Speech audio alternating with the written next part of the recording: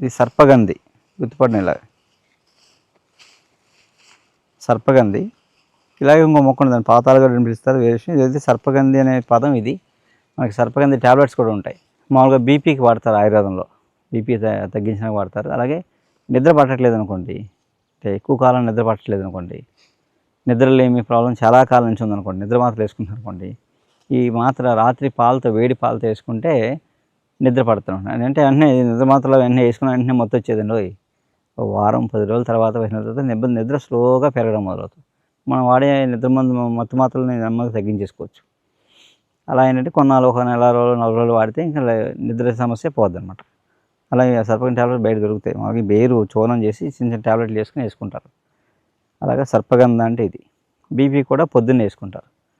మామూలుగా హోమియోలో ఆర్ఎస్క్యూ అంటే రౌల్ఫియా సర్పెంటినా mother tincture అని ఉంటుంది, అది కూడా బీపీకి ఇస్తుంటారు హోమియోపతి డాక్టర్స్. ఏదైనా ఒక డాక్టర్ని కలిసి తీసుకోవడం ఉత్తమం. నమస్కారం.